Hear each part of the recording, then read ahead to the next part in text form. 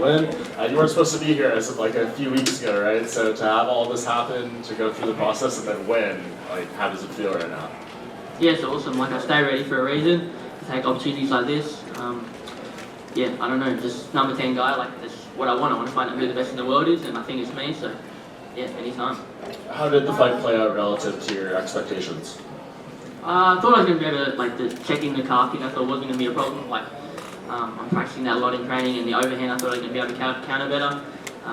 After the second round, my calf was pretty banged up, so I had to go southpaw, which I've never done in a fight before. So, yeah, expect to be cleaner, but next time I'll make some adjustments, and we will be cleaner. And it seems like there's a pretty clear next step, right? Are you expecting to be on the September card in Australia, in Sydney?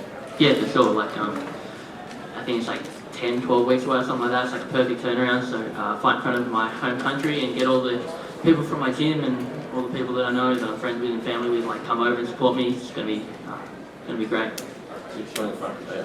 Obviously, I'm sure you want full camp for your fights and everything, but in terms of like this being your UFC debut and on such short notice, is it almost a blessing in disguise that you didn't have like all these weeks and months of like dwelling on you and just kind of got to just jump in and focus on fights and have to do all the build up and the media and everything?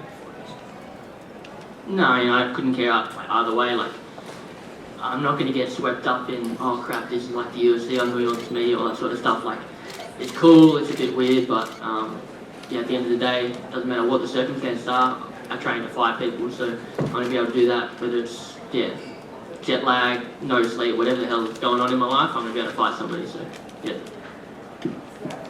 Steve, we didn't get a chance to talk to you before the fight. Take me through you finding out about the fight and then having to come all the way over to Canada to take this matchup.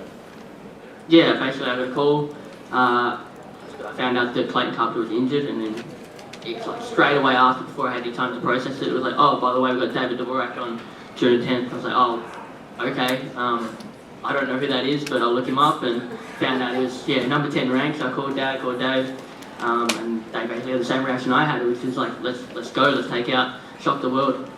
And I know, like you mentioned, didn't have a lot of time to prepare for him, didn't know a ton about him. Was there anything in the fight, though, that maybe surprised you that you weren't expecting? As I said before, I really thought that I was going to be able to check the calf kick a little bit better. Like, I got the leg up there, just didn't quite get it around enough. And I thought he'd be easy to find. I thought he's going to miss that overhand. I'd be a little bit closer, able to crack him on the way after we missed, but couldn't quite get there. Yeah, that's all that was really different than I expected. When would you like to have that next fight? Well, obviously, I guess the Sydney card is sort of the goal there, but any opponents in mind, or just sort of leave that up to your management? Yeah, I want obviously somebody that's like highly touted, so anybody inside the top 15, I don't necessarily think they will give me a top 10 ranked guy again, but like if they do, like I'm going to take it, I'm going to beat somebody else up, so yeah, whatever they want to give me, but yeah, Sydney. How familiar were you with Vancouver? Because there's actually a lot of Australians that come up here for work and spend a lot of time here. I don't know if you'd ever, I'm assuming you haven't been here before, but I'm sure you kind of knew a little bit about it. I came here when I was a kid. I knew there was Australians around, but I was sort of shocked by how many people didn't understand what I was trying to say. Like, we'd go to restaurants and I'd say, oh, can I please get a Coke? And they'd be like, what's a Coke? It's like, Coca-Cola or this, and they're like, oh, Coke. I'm like, I just said the same thing you said, bro. So, yeah, that was sort of shocking, but other than that, like, yeah, it's just another country, right? Like, embracing culture. First UFC win, how are you going to celebrate tonight? I'm going to limp to a club, I guess get a few babies in me, and yeah, that's what I'm going to do. Congrats on the win. One more question. So you didn't know who David was, but he was ranked number 10. So how many names do you know in the UFC's top 15? I know who the champion is. That's Brandon Moreno, right? And I know Manel Kate, Nicholas, I forgot his name.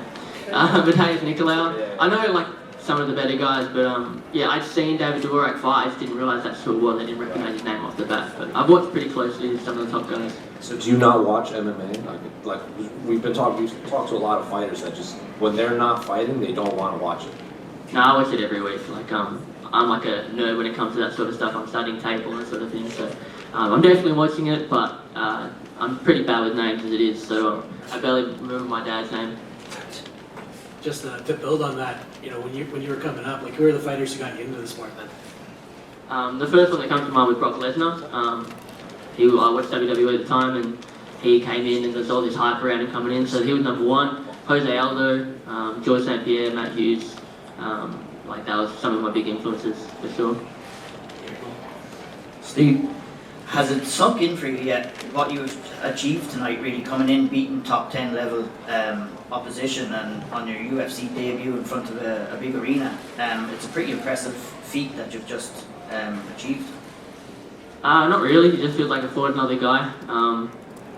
Yeah, I don't know if it will sink in, we'll see, but yeah, again, whoever it is, I don't really care, so number 10, number 1, yeah, bring it on. Do you like to dwell on these moments for a couple of days or a week, or do you like to just tunnel vision onto the next one and focus on that fight in Sydney down the line? No, I'll probably watch this fight like quite a few times in a row, like figure out what I did well, what I did wrong, and then yeah, give it a week or so, and I'll be focused on whoever else I want to give me. Congrats on the win, man. Anything else? Okay, thank you. Thanks everybody.